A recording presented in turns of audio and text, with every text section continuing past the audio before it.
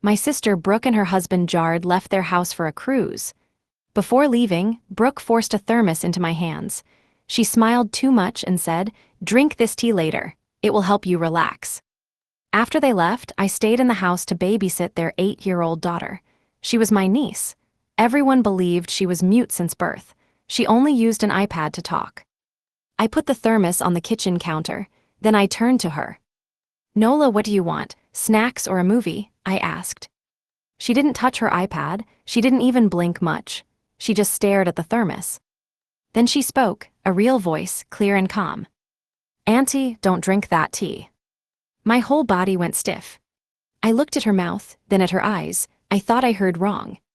You can talk," I whispered. Nola walked closer, fast, like she was scared time was short. "Yes," she said, "but you can't tell Mom." My hands started shaking. I picked up the thermos again.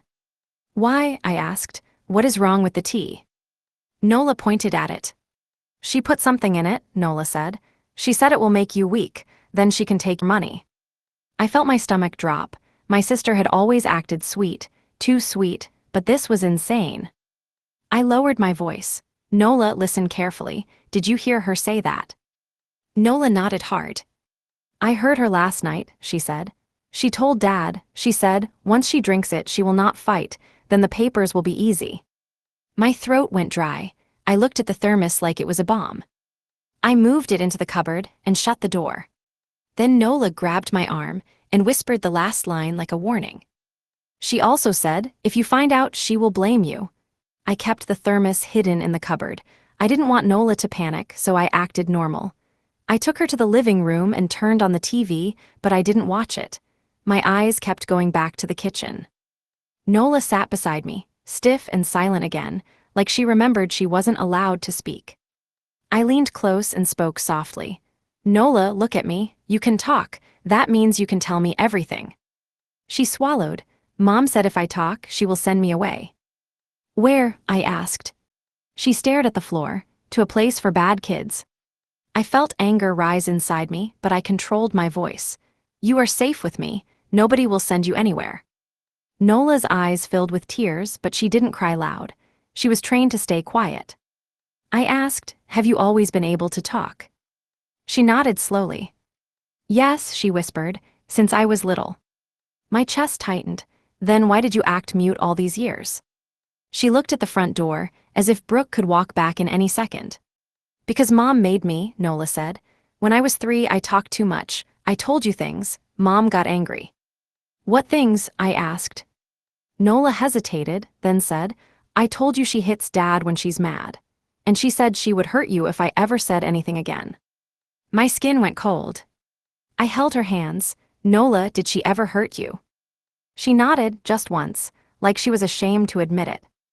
Then she whispered, "She said you have money that should be hers. She said you don't deserve it." I remembered something. Brooke always asked about my accounts, my trust fund, my inheritance. I thought it was just curiosity.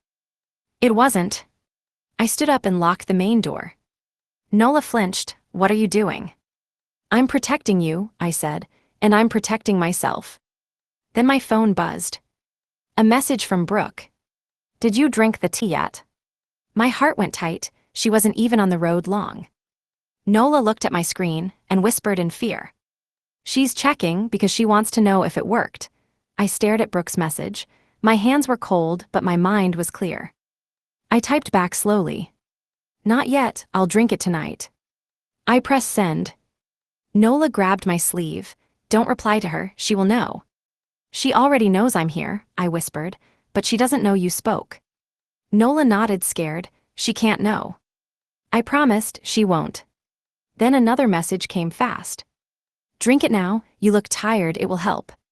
My stomach turned. She wasn't asking, she was ordering. I forced myself to act calm. I typed again. "Okay, I'll drink it now." I looked at Nola. "We need proof, not fear, proof." Nola blinked. "How?" I went to the kitchen and opened the cupboard.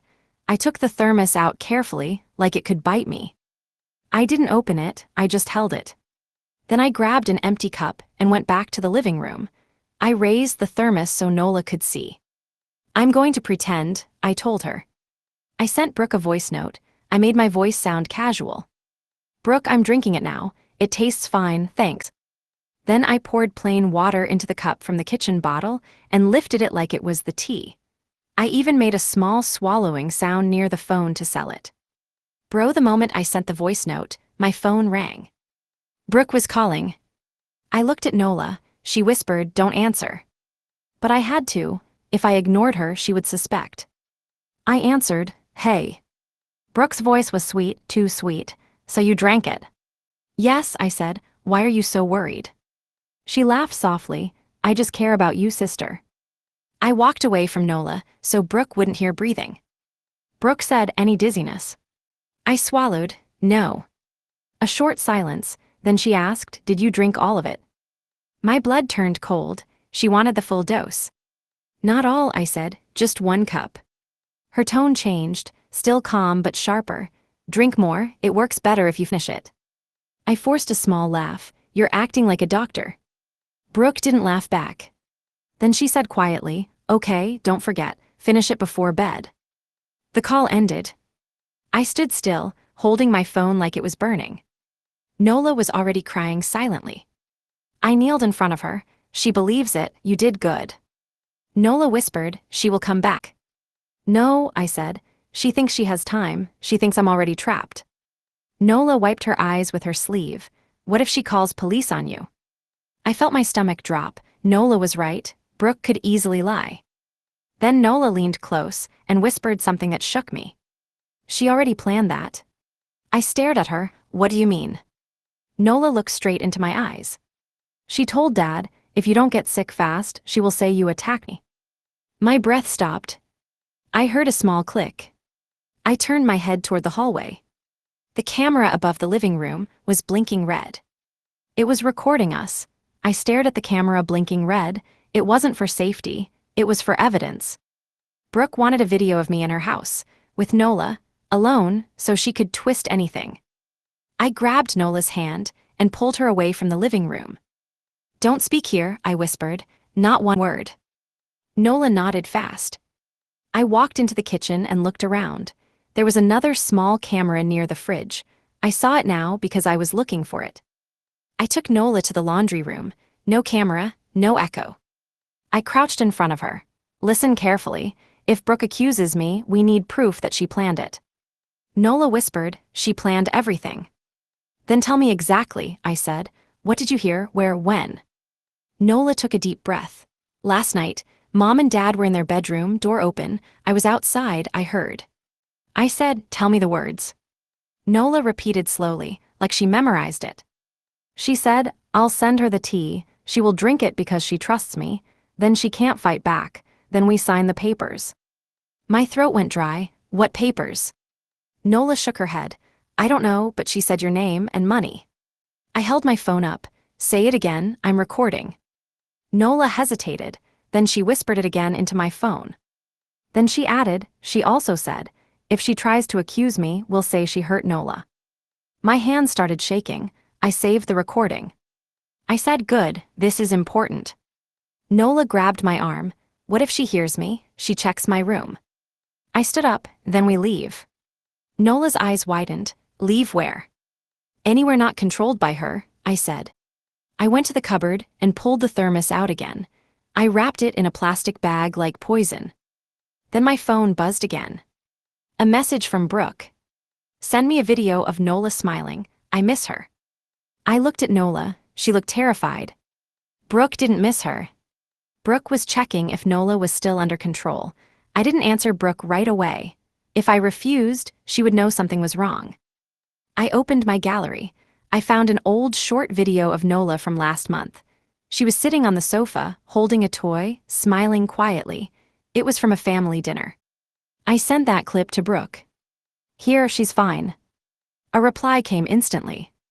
"A new one, right now." My chest tightened. She wanted proof from today. I looked at Nola. "We'll do it, but safely."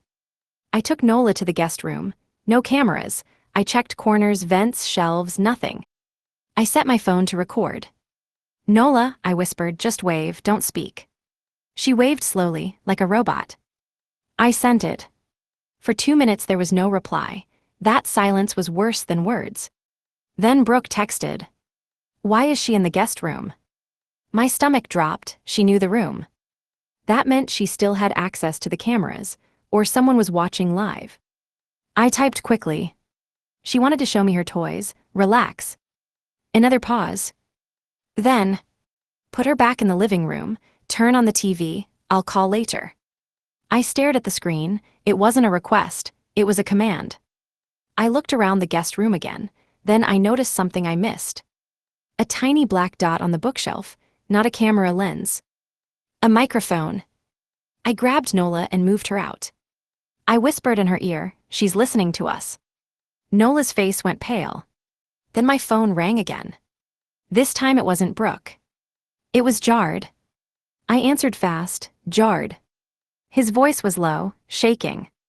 "She knows," he whispered. "She knows Nola spoke." My blood turned cold. "How?" Jard said, "Because I heard her on the phone just now, saying she'll come back tonight." Then he said the line that made me panic. "She told me you won't be alive by morning." I held the phone tight. "Jard, where are you?" He whispered, "Still on the road. She's driving. She thinks I'm asleep." "Why are you calling me?" I asked. His voice cracked, "Because I can't do this anymore." I forced myself to stay calm. "Tell me everything, fast." Jard said, "The tea, it's not just to make you weak. It can stop your breathing. Brooke got it from someone." My legs felt like they would give out. I looked at Nola. She was watching me. Her lips were shaking. I walked into the bathroom and locked the door so Brooke couldn't hear through the house devices. I whispered into the phone, "Why would she do this to me?" Jard said, "Money, your trust. She thinks it should be hers. She already has papers ready." "What papers?" I asked. "She made power of attorney forms," Jard said. "Fake ones. She practiced your signature." My stomach turned. I asked, "Where are the papers?" Jard said, "In her office, top drawer, under the red folder." I memorized it. Then Jard's voice got urgent. "Listen, she has cameras everywhere. She watches you. If she sees you leave, she'll call police and blame you." I whispered, "Then what do I do?" He hesitated, then said, "Don't leave yet. Act normal. But take Nola and go to your car only when it's dark." I asked, "Why are you helping me? You're her husband." Jard went silent. Then he said, "Because she told me, after you die, she will dump Nola in a facility. She said Nola is a problem." I felt rage. Nola was not a problem, she was a child. Jard said, "I can't protect Nola if I stay with her, but you can." Then I heard a sound on his side, a door slam, a car indicator. Jard whispered, "She's awake, I have to go." "Wait," I said. He cut me off. "If you want proof, check her office drawer, and don't drink anything in that house." The line went dead. I unlocked the bathroom door slowly. Nola stood outside, frozen. I leaned close to her and whispered, "We're going to her office now." Nola's eyes widened. "She'll see." I looked up at the ceiling camera. Then I smiled on purpose. Because if Brooke was watching, I wanted her to think I was still stupid. And then I walked straight toward her office door. I entered Brooke's office with Nola behind me. I kept my face calm, like I was just looking for a charger. I knew cameras were watching, so I acted slow and casual. Brooke's desk was clean, too clean, like she planned for someone to search it. I pointed to the chair. "Sit, play on your iPad," I told Nola. She sat fast, her hands shook. I walked to the desk drawer. It was locked. I whispered, "Do you know where the key is?" Nola nodded. She quietly opened a small box on the shelf and pulled out a key, like she had done this before. I felt sick. I unlocked the top drawer. Inside were papers stacked neatly, and a red folder. I opened it. My name was printed on the first page. Power of attorney, Lisa H. I flipped the page. My signature was there. But it wasn't mine. It was a copy, a practiced version. I turned to the next sheet. Transfer of trust funds, approved. My breath got stuck. There were bank details, dates, amounts. Then I saw another paper. Declaration of mental instability. It had notes written in Brooke's handwriting. Lisa paranoid. Lisa angry. Lisa unsafe around children. It was a trap, She was preparing to paint me as crazy. Nola whispered, "I told you." My hands trembled as I pulled my phone out and took photos of every page. Then I noticed something else at the bottom of the drawer. A small white bottle. No label. Just a taped note in Brooke's handwriting. "For tonight." I stared at it, my mouth went dry. I didn't touch it, I just took a photo. Then Nola suddenly pointed at the computer. The screen was on. A message popped up. "Live camera feed, living room." I froze. Brooke wasn't just recording. She was watching right now. Then a new pop-up appeared. Remote audio on. My blood ran cold. She could hear us. I grabbed Nola's hand and whispered one word. "Run." But before we could move, the office printer started printing by itself. A page slid out. One line only. "Don't move, I'm coming home." The printed page shook in my hands. Brooke was controlling the house from far away. Cameras, audio, even the printer. She wanted me scared, she wanted me frozen. But I couldn't freeze. I grabbed the red folder and shoved it under my shirt. Then I took the small white bottle too, using a tissue so my fingerprints wouldn't be on it. Nola whispered, "She's coming." "I know," I said. I walked out of the office slowly, like nothing happened. I even turned off the office light to look normal for the cameras. Then I whispered to Nola, "When I say now, you run to the laundry room." She nodded. We entered the hallway. I saw the blinking camera above the living room again. My phone buzzed.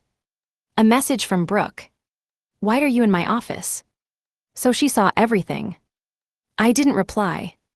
I grabbed Nola's wrist and ran straight into the laundry room. I locked the door.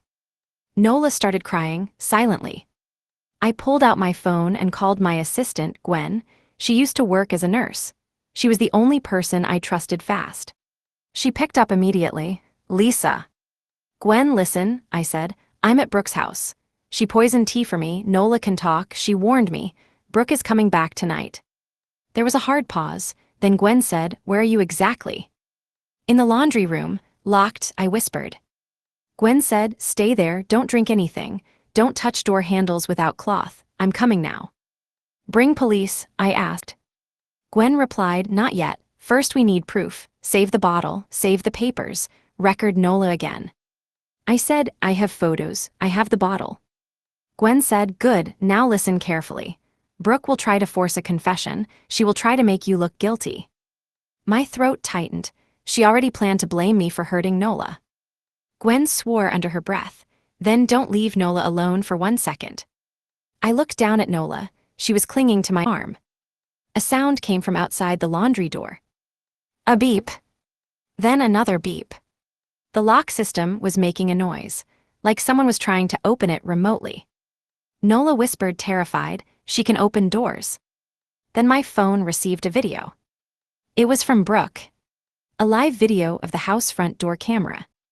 I saw the driveway. Her car was already turning in. Brooke wasn't coming tonight. Brooke was coming right now. I heard the front door open. Then Brooke's voice echoed through the house, like nothing was wrong. "I'm home," she called, cheerful. I held Nola tight. My phone was still on with Gwen. Gwen whispered, "Stay silent. Don't open, I'm 10 minutes away."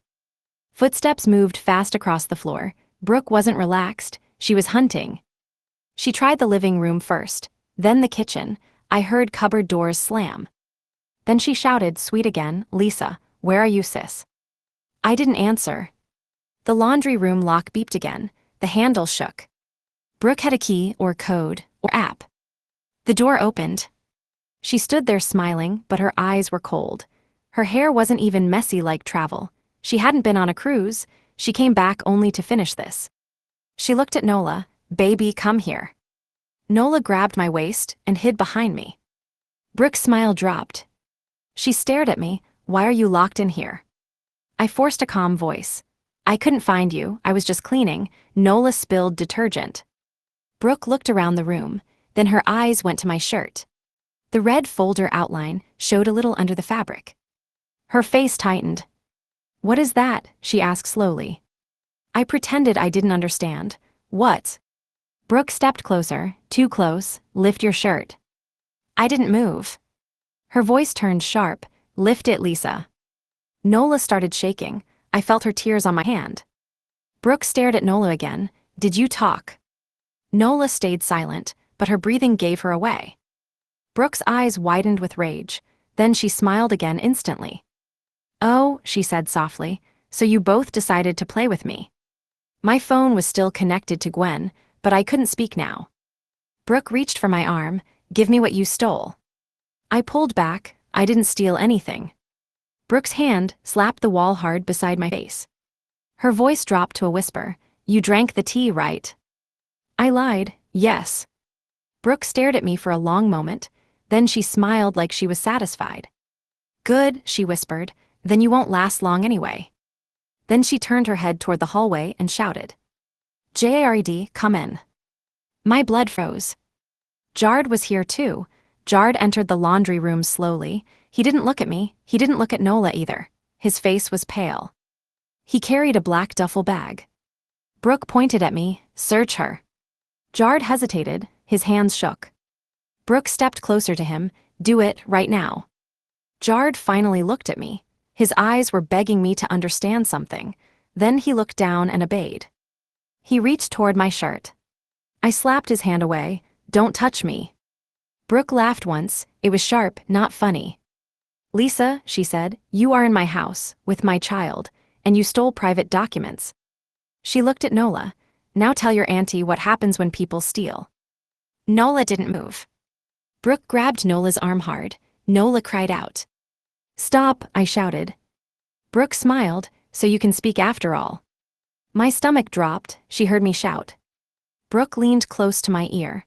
I can make you disappear and nobody will care. I already prepared everything. She pointed at Jared. Show her. Jared opened the duffel bag. My breath stopped. Inside were zip ties, a roll of tape, gloves, and a syringe in a plastic pack. I felt dizzy. Brooke said calmly, I gave you the easy way, tea, quiet, no mess. Then she looked at me like I was trash. But you had to snoop. She reached inside the bag and picked up the syringe. Nola screamed, no. Brooke froze, her eyes snapped to Nola's face. Nola was crying and shaking, but she had spoken. Brooke's face twisted with pure anger. You liar, she hissed at her daughter. You fake little liar. She raised her hand to slap her. I shoved Brooke back hard. Brooke stumbled into the washing machine. For 1 second, everything stopped. Then Jared suddenly moved. He stepped between us, like he was protecting Brooke. But his eyes were on the syringe. And his voice was shaking. Brooke, don't do this. Brooke turned on him like a snake. You're weak, she said. Move. She lifted the syringe again. I grabbed the detergent bottle from the shelf and threw it at her hand. The syringe flew and hit the floor. It rolled under the washing machine. Brooke screamed in rage.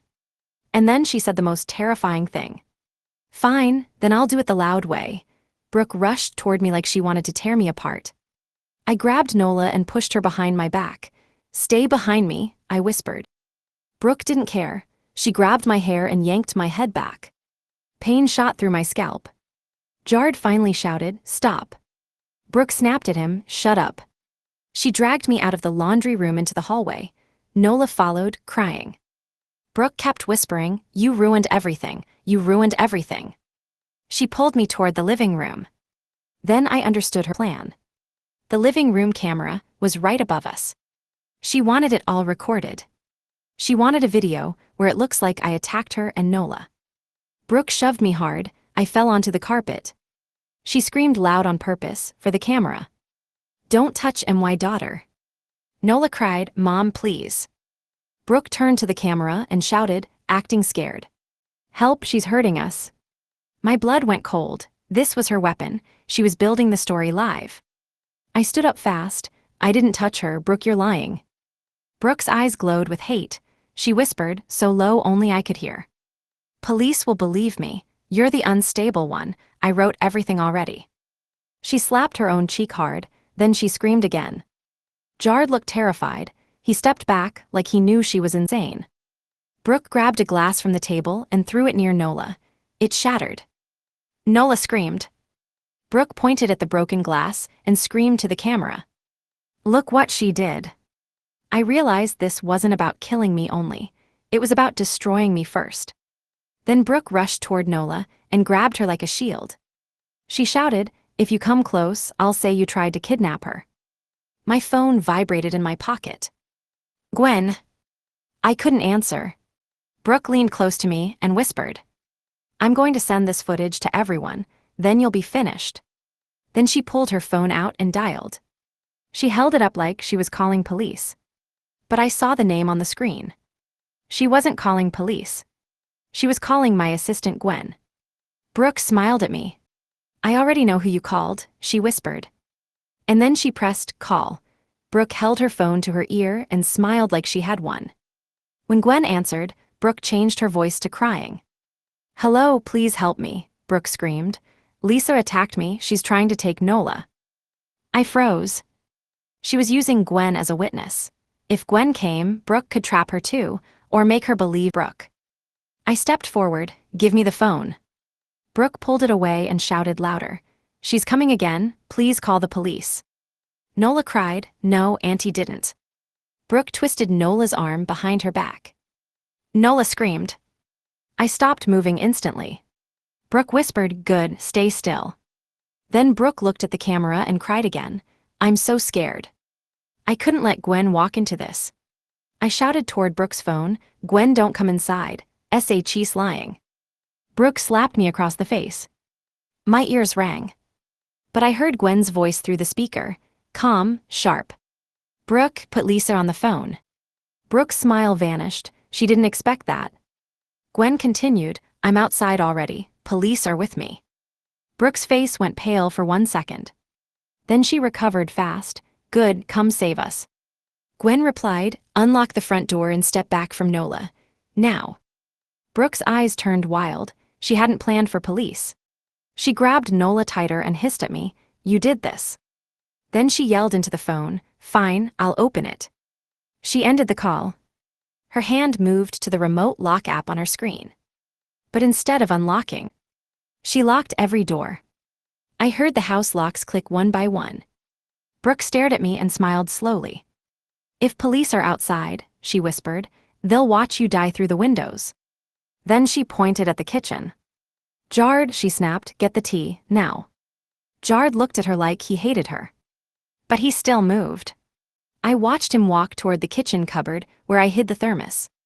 Brooke leaned close to my ear and whispered, "Now you will drink it in front of the camera." Then she pulled a small blade from her pocket. She pressed it against Nola's throat. "Or she dies first." I froze. Brooke's blade was against Nola's throat, just a little pressure and Nola would bleed. Nola was shaking so hard, she could barely stand. Jard returned with the thermos. His hands were trembling, his face looked sick. Brooke pointed at me, "Drink." I whispered, "Don't hurt her, please." Brooke smiled, "Then drink." I nodded slowly like I agreed. I stepped closer to the thermos. But I needed 1 second, one mistake from her. I said, "Let Nola go first, she's scared." Brooke snapped, "No." I tried again. "She can sit on the sofa, I'll drink, I promise." Brooke stared at me, thinking. Then she pushed Nola onto the sofa but kept the blade in her hand. "Fine," she said, "but if you run, I cut." I looked at Nola. I whispered, "Stay still." I took the thermos from Jard. My fingers tightened around it. I could smell the tea even without opening it. Brooke shouted toward the window, "You hear me out there, she's confessing." Then she turned the camera toward me, recording close. "Say it," Brooke ordered. "Say you broke into my office and attacked me." I swallowed. "Okay." I spoke clearly, loud enough for the camera. "I went into Brooke's office," I said, "because I found poison tea. I found papers with my signature. She planned to steal my trust money." Brooke's smile disappeared. "What?" she hissed. I continued louder. "She forced me to drink it. She threatened Nola with a blade." Brooke screamed, "Stop." She rushed toward me. That was the moment. I twisted the thermos lid open and threw the tea straight into her face. Brooke shrieked and stumbled back, wiping her eyes. Jard stood frozen. I grabbed Nola's hand and ran to the front door. It didn't open, locked. I pulled the curtain. Outside, I saw Gwen's car and 2 police officers near the gate. I banged the window hard. Help! Brooke, half blind, lunged at me from behind and grabbed my hair again. She screamed, "No one is saving you." I kicked backward and hit her knee. She fell. Jard finally moved. He looked at Brooke on the floor, then at Nola. He ran to Brooke and picked up the blade. But instead of helping her, he pointed it at me. His eyes were empty. "Give me the folder," he said quietly. I stared at him, shocked. He wasn't saving me. He wanted the papers too. Then the living room camera suddenly beeped. A new message popped up on the TV screen. "Police entering back door, 30 seconds. I stared at Jard holding the blade. My heart stayed calm, but my mind moved fast. He wanted the folder. If he got it, he could destroy the proof. Then Brooke could still win. I held Nola behind me. "Put it down," I told him. Jard's voice was cold. "Give me the folder, Lisa, now." Brooke was still on the floor, wiping tea from her eyes, but she smiled. Even hurt, she smiled. She whispered, "Good boy." That line hit me hard. Jard wasn't scared of Brooke. He worked for her. I kept my voice steady. "Jard, police are coming, you will go to jail." He shook his head. "Not if the proof disappears." He stepped closer. I backed up toward the kitchen. I needed space, something to defend myself. Nola gripped my shirt. "Auntie." I whispered, "Stay close." Jard raised the blade again. "Last warning." I made a quick choice. I pulled the folder from under my shirt and lifted it. "Fine," I said. "Catch." I threw it across the living room, far from all of us. Jard's eyes followed it without thinking. He turned his head for 1 second. That was enough. I grabbed a heavy glass vase from the kitchen side table and smashed it on the floor near his feet. Glass flew everywhere. Jard jumped back. I grabbed Nola and ran toward the back door. Locked. I tried the door handle again and again. Nothing. Brooke laughed behind me. "Every door is locked, idiot." Then I heard a loud cracking sound from the back entrance. Not from inside. From outside. Someone was breaking in. "Police." Brooke suddenly ran to the hallway and shouted, "Jard, get the folder." Jard moved fast, running for the papers. I pulled Nola into the pantry and shut the door. Dark, tight space. Nola was shaking. I held her mouth gently so she wouldn't cry loud. Then a loud voice came from outside the house. "Police, open the door." Brooke screamed back, fake crying again. "Help, SHE's trying to kill me." My blood boiled. Then I heard fast footsteps. Jard's. He wasn't in the living room now. He was coming toward the pantry. The pantry door handle slowly turned. And Jard's voice whispered through the crack.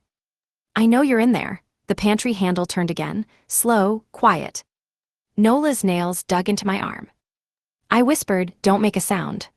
The door opened a little. Jard's face appeared in the gap. His eyes scanned the dark.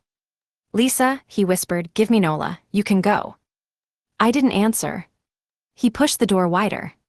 I grabbed the biggest thing near my hand, an iron pan from the lower shelf. Heavy. The moment Jard stepped in, I swung it hard at his wrist. He shouted in pain. The blade fell. I kicked it away into the corner. Jard rushed at me with both hands, trying to grab my throat. I pushed Nola behind me and shoved him back. He hit the shelf, cans fell, loud. Brooke screamed from the living room, "Jard." Then police voices got closer. A strong bang. Wood cracked. The back door was breaking. Jard looked panicked now. He wasn't a monster like Brooke, he was a coward. He hissed, "You ruined everything." I raised the pan again. "Get out." He moved toward me, desperate. I swung again, but he grabbed the pan and pulled it away. It dropped. He grabbed my arm and twisted it. Pain shot through my shoulder.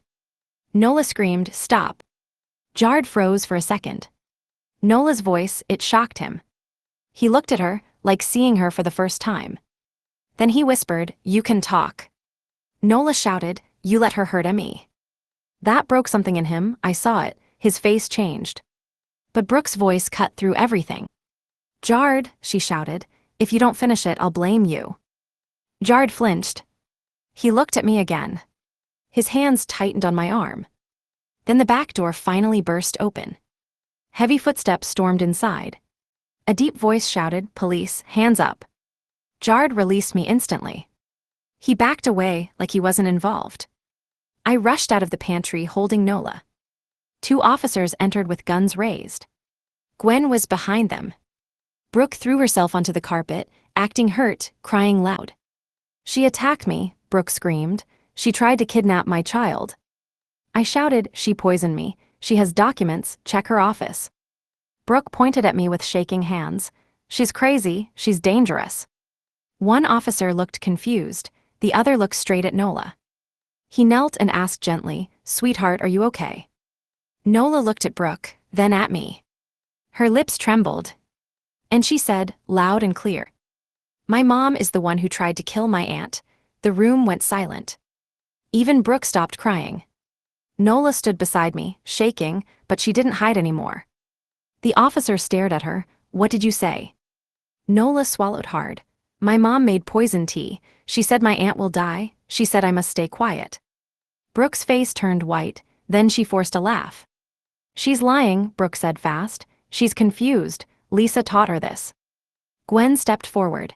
"That's not true. Lisa called me before Brooke came back. She was hiding, she was scared." Brooke turned on Gwen like a snake. "Who are you? You're part of it." The second officer looked toward me. "Ma'am, do you have proof?" I nodded. My hands were still shaking, but I pulled my phone out. "I recorded Nola in the laundry room," I said, "and I took photos of documents in Brooke's office drawer." Brooke screamed, "She stole my papers." I ignored her and held my phone out. Gwen took it and showed the officer. The officer's face changed while watching. He went cold. Then he asked, "Where is the tea?"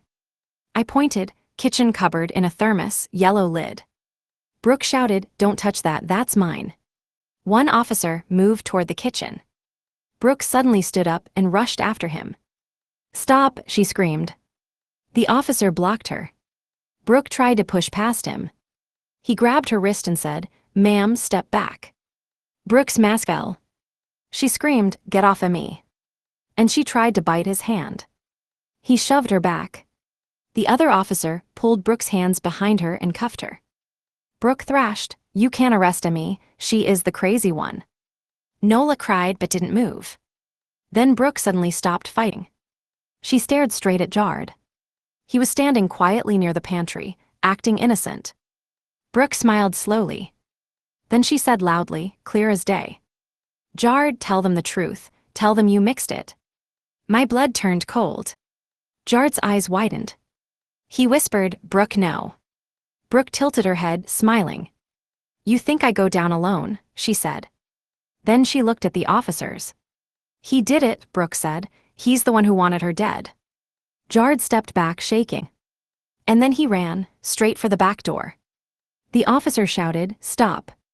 Jard didn't stop. He sprinted out into the night. One officer rushed after Jard. Brooke sat on the floor in cuffs, breathing hard, but she wasn't scared. She looked pleased. Like this was still her plan. I held Nola close. "It's okay," I whispered. "You're safe now." Nola shook her head. "Not safe, she always finds a way." Brooke heard that and laughed softly. Gwen stepped beside me. "Don't look at her," she whispered. But I had to. I needed to see her face. Brooke stared at me with hate. "You really thought you won," she said. The officer near her snapped, "Ma'am, stay quiet." Brooke leaned forward anyway.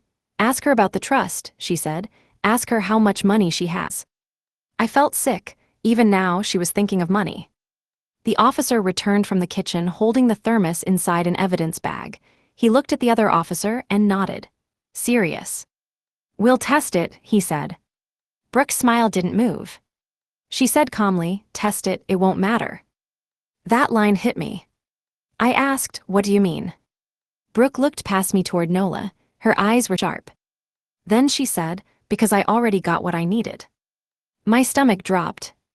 Gwen whispered, "Lisa, check your accounts." I pulled my phone out with shaking fingers. I opened my bank app. It took a second to load. Then I saw it. A transfer request. Pending. A huge amount. It was set to send at midnight. To an account I didn't recognize. I whispered, no, no. Brooke laughed. While you were playing hero, my system was working. I looked at Gwen. Can we stop it? Gwen said fast, call your bank fraud line, now. I started dialing. Brooke suddenly screamed at Nola, you ruined my life, you little rat. Nola flinched. The officer pulled Brooke away from us. Then another officer returned from outside, breathing hard. We got jarred, he said. He fell trying to climb the fence. Brooke's eyes widened for the first time. Not fear. Anger. She screamed, you idiot. Jarred was dragged in, his hands cuffed, his face scratched. He looked at me like he wanted forgiveness. Then he looked at Brooke, and he broke. He shouted, SHE did everything, SHE planned it all. Brooke smiled again, cold and sharp. And she whispered, almost lovingly. Good, now they'll believe you're crazy too, Jarred kept shouting. She wrote the papers, she told me to mix it, she said Lisa will die. The officer grabbed Jarred's shoulder, calm down. Brooke didn't shout anymore, she just watched him like he was nothing. Then she turned to me. And she smiled like she knew something I didn't. I told the officer, please listen, she stole my signature, she planned to take my trust. The officer nodded, we're securing the evidence, you'll both come to the station. Gwen squeezed my hand, your bank call, she whispered. I shook my head, still ringing. Brooke leaned forward in her cuffs. It's too late, she said softly. I ignored her and kept calling. Then I heard a loud beep from my phone. The bank picked up. I spoke fast. This is Lisa. Someone is transferring money from my account. Fraud, stop it. The agent asked security questions. My hands shook, but I answered. The agent said, I see a pending transfer request. We can freeze it, but I need confirmation. Yes, I shouted, freeze everything. The agent said, done. My knees nearly gave out. For the first time, Brooke's face changed. Her smile cracked, just a little. She whispered, fine. Then she did something I will never forget. She looked at Nola and said calmly, if I can't have it, nobody will. Nola started crying again. Mom, please. Brooke laughed low and ugly. You really think you're safe with her? She'll dump you too. I snapped, stop talking to her. The officer dragged Brooke up. That's enough. Brooke didn't fight. She walked like a queen going to a stage. At the door, she turned back and looked straight at me. And she said one sentence that made my blood turn cold. Check your house when you go back. I froze. Gwen's eyes widened. Lisa, what house? My throat went dry. My apartment. Brooke smiled. Exactly. Then she walked out with the officers. I stared at the door. My heart felt heavy. Because Brooke didn't say, check your house to scare me. She said it like she already knew what I would find. And deep down I knew too. Someone had been inside my apartment. And they were still there. I couldn't breathe properly after Brooke's words. My apartment, my safe place. She said it like she had already touched it. Gwen stayed beside me. The officers took Brooke and Jarred away. Nola didn't stop shaking. I asked the officer, can someone go with me to my apartment? He nodded, yes, one unit can escort. We left Brooke's house in Gwen's car. Nola sat in the back seat, holding my hand like she would fall apart if she let go. When we reached my building, a police car was already outside. My door looked normal, no broken lock. That scared me more. I unlocked it slowly. The moment I stepped inside, I smelled something sharp, like cleaning chemicals. Gwen whispered, don't touch anything. We walked in. My living room was clean, too clean. Then I saw it. On my coffee table, my trust papers were laid out. Not copies. Originals. And in the middle was a small envelope with my name written on it in Brooke's handwriting. I opened it with shaking fingers. Inside was a single photo. It was Nola, standing in my apartment. Taken today. On the back, one line was writ. I can still reach you. My blood went ice cold. Because that meant Brooke wasn't the only one. Someone else had entered my home. And that person was still free. You have reached the end of the text.